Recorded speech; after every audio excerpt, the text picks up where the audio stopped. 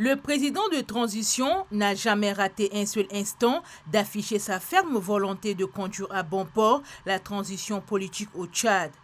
Dans sa première adresse à la nation pendant qu'il était encore président du Conseil militaire de transition, le général Mahamat Idriss Déby Itno a affiché sa volonté de faire participer l'ensemble des forces vives de la nation.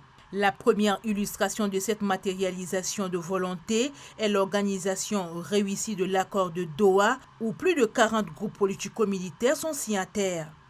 Comme il l'avait promis, il n'y avait aucune ingérence de son côté afin de mettre les politico-militaires en confiance et agir librement. Ce fut le point de départ du retour de tous les signataires ayant conduit à l'organisation du dialogue national inclusif et souverain. Là encore, le président de transition a donné le ton dès l'ouverture des travaux. Afin de permettre la mise en œuvre des résolutions et recommandations issues du dialogue national inclusif et souverain, le président de transition, général Mahamat Idriss Déby Itno, prend publiquement l'engagement devant Dieu et le peuple tchadien de libérer tous les prisonniers de guerre. Ce fut fait pour lier l'acte à la parole. De 404 conseillers nationaux au départ, 94 autres personnes prennent en compte toutes les aspirations sociopolitiques, ont intégré le Conseil national de transition, amenant l'effectif actuel à 198 conseillers nationaux.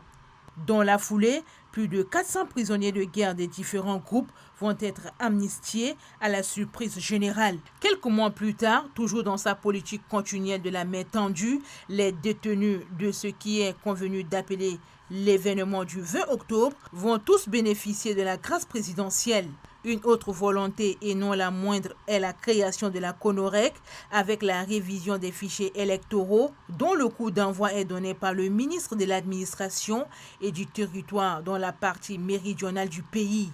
Quelques hommes politiques notent avec satisfaction une bonne évolution de transition grâce à cette volonté du président de transition. Cette volonté affichée du chef de l'État se traduit par la mise en œuvre d'un certain nombre de résolutions et recommandations du dialogue national inclusif et qui permettra certainement un retour à l'ordre constitutionnel dans les 24 mois tel que prévu par les participants au dialogue national inclusif. Parce que le premier acte qui nous permet d'aller à l'ordre constitutionnel, nous avons mis en place la CONOREC, qui est chargé d'organiser ces élections référendaires. Et bien avant ça, il y a un projet de loi constitutionnelle qui a été adopté par le gouvernement et voté au Conseil national de transition, qui sera effectivement soumis au vote populaire, c'est-à-dire le référendum. Pour nous disons que c'est un engagement qui est en train d'être tenu. Le président également a dit qu'il, à l'issue du dialogue, qu'il allait libérer tous les prisonniers. Je ne suis pas dans le secret de Dieu, à ce que je sache. Et beaucoup de choses ont été faites dans ce sens. J'ai assisté dernièrement à la manifestation, au témoignage, n'est-ce pas, de la gratitude des anciens prisonniers des événements de 20 octobre, au palais de 15.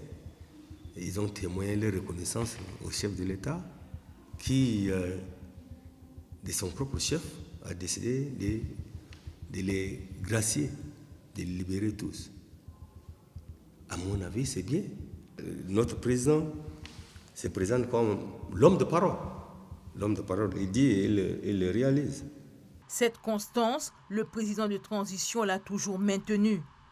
Dans son récent message à la nation, il l'a encore renouvelé, appelant tous les Tchadiens de l'intérieur, tout comme ceux de la diaspora, à l'unité, à la solidarité, à la concorde, à la paix, afin de conduire ensemble cette transition et déboucher sur le retour à l'ordre constitutionnel. Comme le dit un adage populaire, une seule main ne peut se laver proprement. Alors, toutes les forces vives doivent s'unir et ensemble avec le président de transition, œuvrer pour la refondation du Tchad.